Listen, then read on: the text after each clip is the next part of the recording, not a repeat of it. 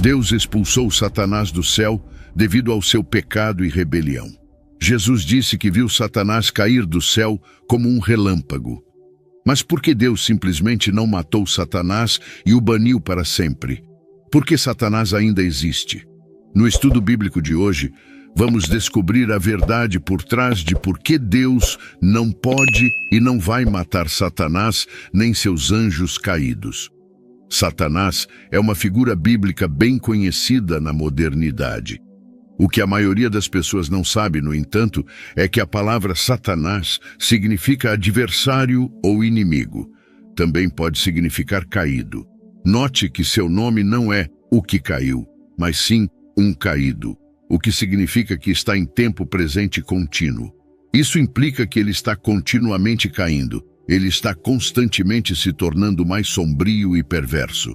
O livro de Apocalipse diz que ele foi arremessado em um abismo sem fundo, o que significa que ele está constantemente caindo. Isso é o que o orgulho faz com você. Te faz cada vez pior. Se você não lida com o orgulho em sua vida, ele te destruirá. Provérbios 16, versículo 18, diz que o orgulho precede a destruição. E observe que a destruição não é sempre a morte, porque Davi disse no Salmo 3, versículo 4, que Deus redime sua vida da destruição. A destruição pode estar ocorrendo em sua vida enquanto você ainda está vivo. Seu orgulho pode estar destruindo suas relações, suas finanças e oportunidades que Deus está colocando diante de você. Então, como você pode reverter isso? Através da humildade.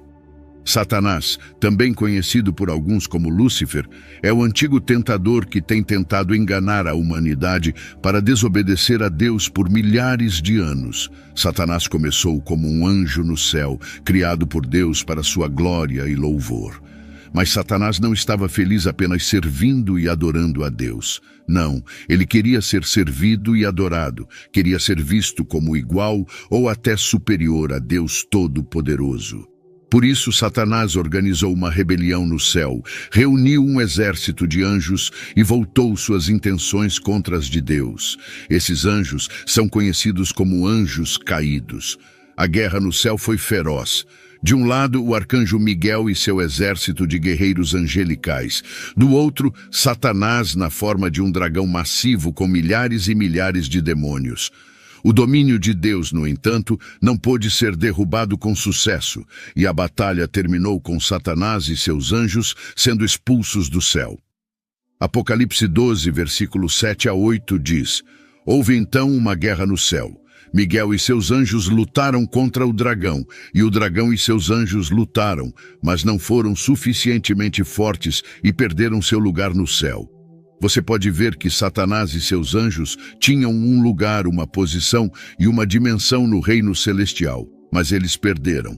Porém, como cristão, você ganhou um lugar no céu.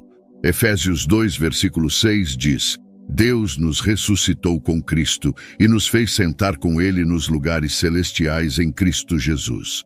Mas por que Deus simplesmente não matou Satanás e todos seus anjos? Por que permitiu que fugissem à terra para causar morte e destruição à humanidade? Essa é a pergunta que faremos no vídeo de hoje. Fique para as respostas.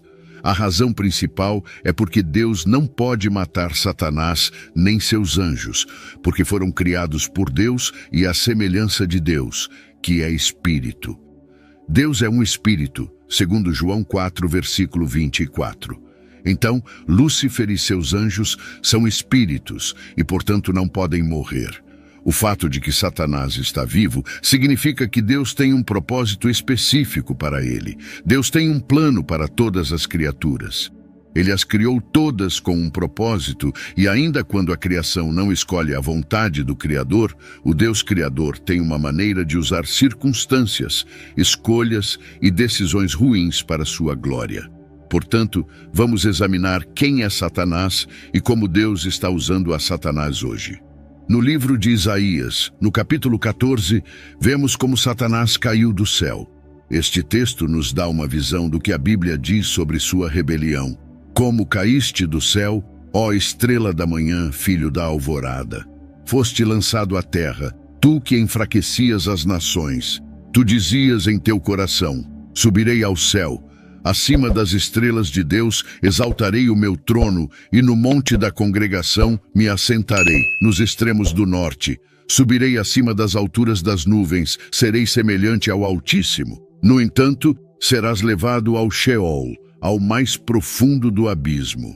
Outro nome comumente atribuído a Satanás é Lúcifer, que literalmente significa portador de luz. Vemos que Lúcifer foi derrubado devido a ambições orgulhosas.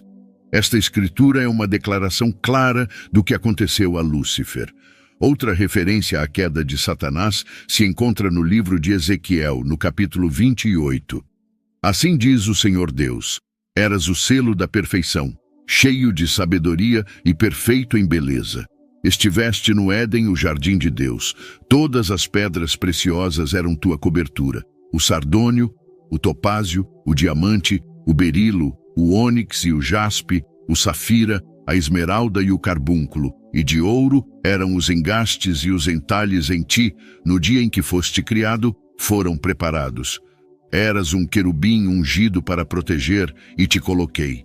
Estavas no monte santo de Deus, andavas entre as pedras de fogo, eras perfeito em teus caminhos, desde o dia em que foste criado, até que se achou iniquidade em ti. Pela abundância do teu comércio, encheste-te de violência no teu meio, e pecaste. Por isso, te lancei profanado do monte de Deus, e te destruí, ó querubim guardião, do meio das pedras de fogo.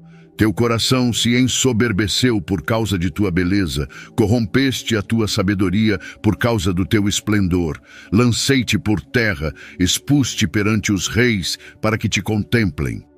Ezequiel fala aqui de um ser perfeito que foi criado por Deus para ser belo e precioso. Mas então, algo aconteceu. A injustiça foi encontrada nesse ser. Ele pecou e, por causa desse pecado, Deus lançou o ser para fora do paraíso. Esta é uma segunda referência à queda de Satanás.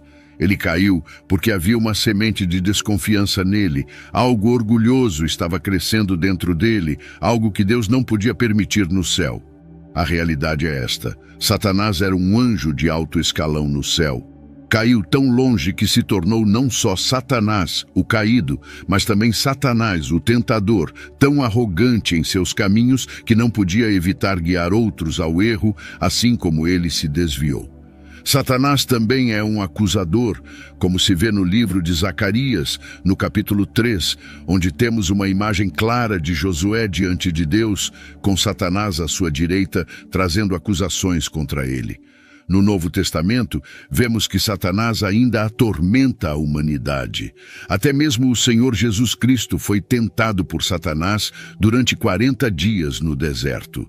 Mais tarde, em seu ministério, Jesus faz uma declaração que confirma a visão do Antigo Testamento sobre a origem de Satanás, quando em Lucas 10, versículo 18, ele afirma que viu Satanás cair como um raio do céu. Um exemplo se encontra em 2 Pedro 2, versículo 4. Porque se Deus não poupou os anjos quando pecaram, mas os lançou no inferno e os entregou a cadeias de escuridão profunda para serem reservados para o julgamento. Judas diz no primeiro capítulo de sua carta: e aos anjos que não guardaram seu estado original, mas abandonaram sua própria morada, ele os guardou em prisões eternas, sob escuridão profunda, até o julgamento do grande dia. Satanás tem permissão para viver, sim, mas ele será, em última instância, responsabilizado por seus pecados. Isso, mais uma vez, nos dá certa clareza sobre por que Deus não pode matar Satanás e seus anjos caídos. Não seria justo matar um criminoso antes de um julgamento justo. Deus está esperando o julgamento do mundo, onde todos serão julgados e recompensados de acordo com suas obras. Para responder à pergunta em questão, primeiro devemos analisar quem é realmente Deus. O fato é que certos atributos sagrados de Deus o fazem agir de uma certa maneira. Além disso, como Deus é sempre o mesmo, nunca mudando, se conseguimos descobrir quem Ele é, então podemos entender de maneira confiável por que faz o que faz. As ações de Deus são sempre uma manifestação de sua natureza. Em outras palavras, o que Deus faz provém de quem Ele é. A primeira coisa a lembrar ao fazer esta pergunta é que Deus é todo-poderoso. De fato, não pode haver desafio à sua autoridade, pois Ele tem todo o poder do universo à sua disposição. Se você pensar bem, faz total sentido. Nada do que é criado pode ser maior que seu Criador. Se Deus realmente criou todos os seres e todas as coisas, como a Bíblia afirma, então é óbvio que nenhum de seus seres criados pode ascender a uma posição de autoridade superior a Ele.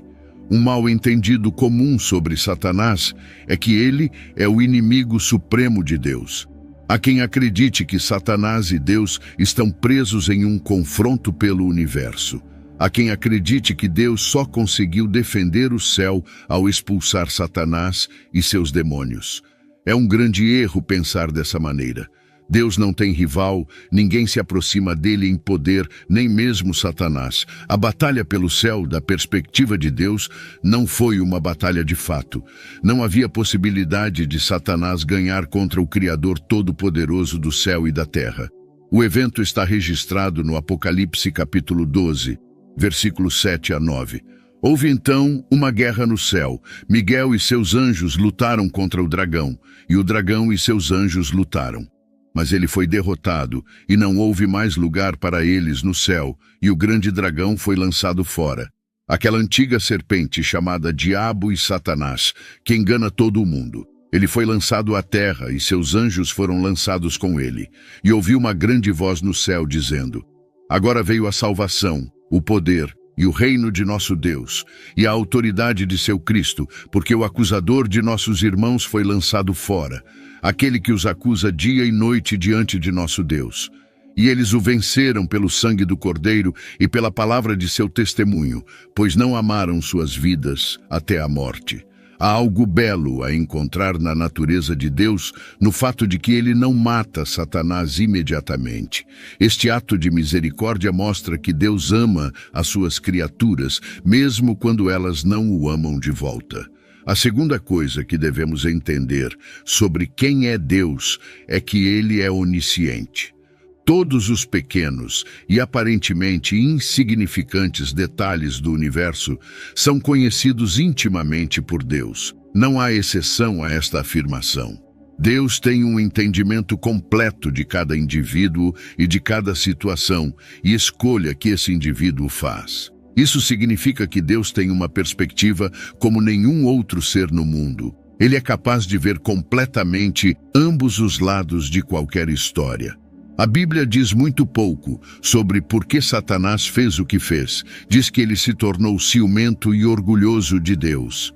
A natureza onisciente de Deus significa que ele conhecia os pensamentos e motivos de Satanás e seus demônios em completo detalhe. Ele entendia completamente por que Satanás fez o que fez. Isso, mais uma vez, nos mostra um aspecto incrível da natureza de Deus: compaixão. Um pai não castiga um filho se entende por que o filho fez o que fez. Um pai amoroso dá a seus filhos repetidas oportunidades de corrigir o que fizeram mal. Uma das razões pelas quais Deus não pode matar Satanás e seus seguidores é que ele entende completamente por que Satanás fez o que fez. Para nós parece uma loucura, mas Deus sabia porque Satanás se rebelou e teve compaixão por ele. Isso significa que, embora não entendamos por que Deus permite que Satanás e seus anjos permaneçam em existência, Deus o entende. Ele compreende plenamente por que faz o que faz. O livre-arbítrio é um presente dado por Deus a toda a sua criação. Em resumo, em vez de usar seu poder impressionante para forçar toda a criação a adorá-lo, ele dá a cada criatura individual a escolha de segui-lo. Este presente foi estendido a toda a criação e a todas as criaturas, incluindo os anjos, porque os anjos foram beneficiários do presente do livre-arbítrio. Sempre existiu a possibilidade de que um dia um anjo ou grupo de anjos usasse seu presente para tomar a decisão de não seguir a Deus. O motivo pelo qual Deus deu livre-arbítrio era necessário. A questão é que o livre-arbítrio é um ingrediente essencial no amor genuíno. Você não pode amar alguém ou ter um bom relacionamento com alguém se não tiver a opção de fazê-lo. O amor não pode ser forçado, deve ser dado a outro por escolha. Por essa razão, Deus, que deseja que sua criação o ame por sua própria escolha, lhes dá livre arbítrio, sabendo plenamente que alguns escolherão não amá-lo de volta.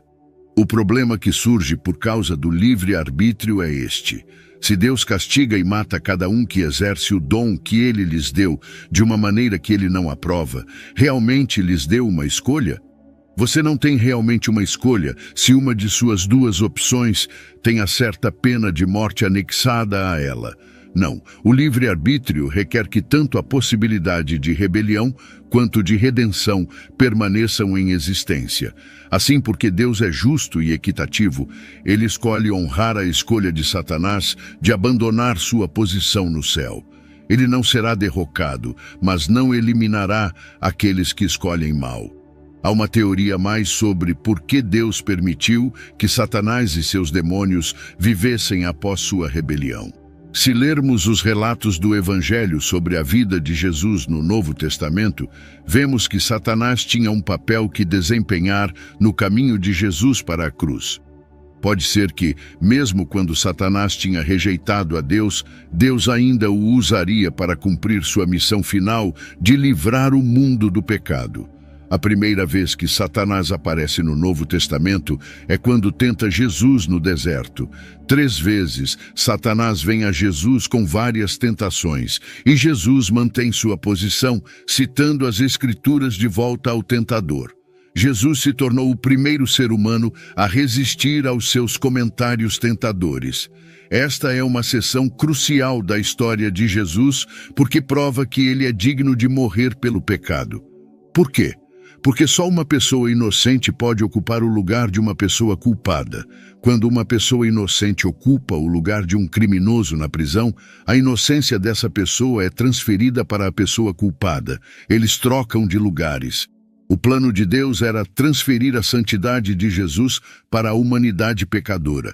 Isso é o que Jesus fez na cruz. Ele se tornou pecado e colocou sua santidade sobre nós. A tentação e o sucesso contra a tentação provaram que Jesus era digno de suportar o pecado do mundo. Talvez por isso, Deus deixou ir a Satanás, para que ele pudesse provar que Jesus era digno de sua tarefa. O segundo papel importante de Satanás na história de Jesus é em sua tentação de Judas Iscariote, o homem que trairia Jesus e o entregaria aos oficiais para ser crucificado. Você já se perguntou como Jesus morreria pelos pecados do mundo se alguém não o entregasse para ser crucificado? O papel de Satanás na vida de Jesus era entrar em Judas e fazer com que ele duvidasse do poder de Jesus ao ponto de entregá-lo para ser morto. Talvez Deus tenha deixado Satanás viver para que pudesse convencer Judas a matar Jesus, e assim ele pudesse salvar o mundo do pecado. Satanás era um anjo no céu que se rebelou contra a autoridade de Deus e conseguiu reunir um enorme exército de anjos que compartilhavam sua rebelião contra Deus. Eles lutaram no céu e, em vez de serem mortos, foram lançados do céu como exilados, porque Deus não os matou por sua rebelião. Talvez porque Satanás tivesse um papel maior a desempenhar na história da redenção. Talvez ele fosse mais uma ferramenta no arsenal de Deus. Talvez Deus ame tanto a Satanás que quisesse dar-lhe uma oportunidade de se arrepender e segui-lo novamente. Talvez o amor de Deus seja tão grande que ele deu a Satanás todo o tempo do mundo para corrigir seus erros. Sabemos que o amor não pode existir sem escolha, e o desejo de Deus é que toda a criação o ame. Portanto, Deus concede livre-arbítrio à criação, e com o livre-arbítrio também vem a possibilidade de rejeição. Deus não pode matar todos os que não o escolhem. Isso anularia o livre-arbítrio que leva ao amor. Deus escolhe permitir que Satanás e seus demônios vivam porque Deus é amor, e o amor é extremamente paciente. A questão levantada sobre por que Deus não elimina definitivamente Satanás é complexa e multifacetada. Este tópico nos leva a uma profunda contemplação sobre a natureza de Deus, a liberdade e o propósito do mal e da escolha no mundo. Primeiramente, é essencial entender que Deus, sendo onisciente e onipotente, possui um plano perfeito para tudo que existe. Se Satanás ainda existe, é porque, de alguma maneira, ele faz parte desse plano divino. Embora possa ser difícil entender as razões de Deus com nossa limitada percepção humana, podemos confiar que há um propósito maior e benéfico por trás de cada decisão divina. Além disso, a existência de Satanás serve como um teste contínuo para a humanidade. A tentação não é apenas um sinal de fraqueza ou maldade, é também uma oportunidade para o crescimento espiritual e moral. Ao enfrentar e superar tentações, as pessoas podem desenvolver virtudes como a força, a perseverança e a fé. Esses desafios são essenciais para o crescimento espiritual e a maturidade. Outro ponto a considerar é que a história da rebelião de Satanás nos lembra da importância do livre-arbítrio. Deus criou seres com a capacidade de escolher, valorizando a autenticidade e a liberdade sobre a obediência forçada. O verdadeiro amor e a verdadeira bondade emergem quando escolhidos livremente, não quando impostos. Oração. Senhor Todo-Poderoso, Tu és o Criador de tudo que existe, o Alfa e o Ômega, cujos caminhos são perfeitos e cujos planos são incompreensíveis em sua totalidade para nós. Confiamos em Tua sabedoria e bondade, mesmo quando enfrentamos as sombras do mal neste mundo. Dá-nos a força para resistir às tentações que Satanás coloca em nossos caminhos e a sabedoria para entender que cada desafio é uma oportunidade para crescer em fé e caráter. Ajuda-nos a usar nosso livre-arbítrio para escolher o bem e Te seguir mais de perto a cada dia. Ensina-nos a ver cada situação difícil como uma chance de demonstrar nosso amor e nossa fidelidade a Ti. Que possamos sempre lembrar que Tu estás no controle e que tudo contribui para o Teu plano divino, incluindo os desafios que enfrentamos. Agradecemos por Tua paciência infinita e Tua misericórdia inesgotável. Que continuemos a buscar Tua face e Tua verdade, vivendo cada dia mais alinhados com Teus propósitos sagrados. Em nome de Jesus, amém. Deixe nos comentários a sua opinião sobre o tema do vídeo, sempre respeitando a opinião dos outros. Espero que tenha gostado do vídeo. Se este conteúdo foi valioso para você, peço que me apoie com sua inscrição para que não perca nenhum dos nossos próximos vídeos. Compartilhe esse vídeo com familiares e amigos, dê um like e deixe sua opinião nos comentários. Isso faz com que o vídeo alcance mais pessoas. Juntos, podemos iluminar mais mentes e expandir nosso entendimento. Obrigado por estar aqui e que Deus te abençoe.